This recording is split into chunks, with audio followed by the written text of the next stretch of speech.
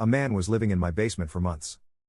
You hear stories about people unknowingly squatting in other people's homes but never think it would actually happen to you. It happened to me. About 10 years 31F, was living alone in a two-family house on the second floor with my then toddler. For the story to make sense, I need to try and explain the layout and the backstory.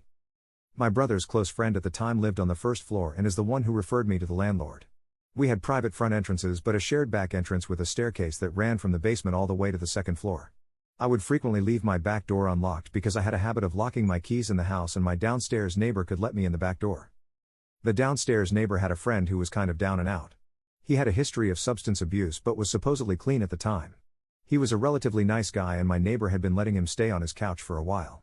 The neighbor had a 4-year-old daughter and having someone constantly sleeping on the couch without any plans of finding a permanent living situation was becoming disruptive to their everyday lives. Neighbor tells him he needs to go. It was summertime so the friend decides he's going to sleep on the couch on our covered porch. We tell him that's not acceptable and when we asked him to leave, we meant the property in general. It had also become abundantly clear that he was using again and his behavior had become somewhat erratic. He was also making a lot of unsolicited advances on me which had become increasingly uncomfortable. He wasn't happy but it wasn't our problem. He stopped coming around and we no longer saw him around town. Fast forward a month or two and I noticed things going missing. Jewelry, small amounts of money left around the house, lighters. Inconsequential items I had written off as lost. This house was old with paper-thin walls. The back door in question was right next to the bathroom along one side of the shower. It also made a very distinct noise when opened. One day my car was at the mechanic so it probably appeared that I wasn't home. I'm showering and I swear I hear the back door open.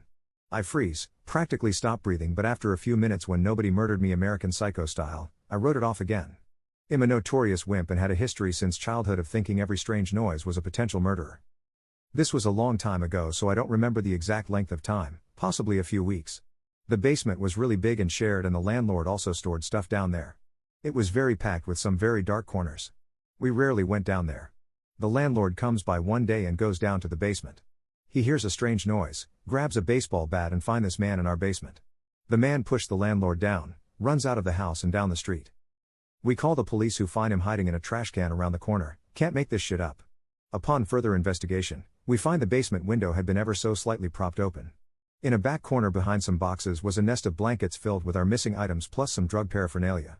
It reminded me of Creature's Nest under the stairs at Grimmauld Place. If you know, you know. He had also left his flip phone behind in the chaos where we found a lot of pictures of me sleeping. This man had been high on crack, living in our basement and regularly entering my apartment both when I wasn't home and when I was sleeping for months.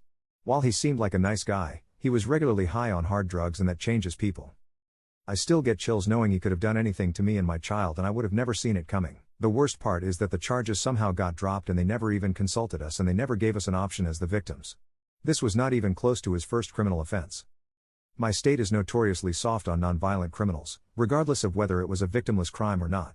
My local police department is also notorious for making deals in exchange for information on even small-time dealers. We didn't get any justice. Luckily this didn't have much lasting effect on my mental health, just more of a WTF, can't believe that really happened. It feels like a fever dream. Jason, let's not meet.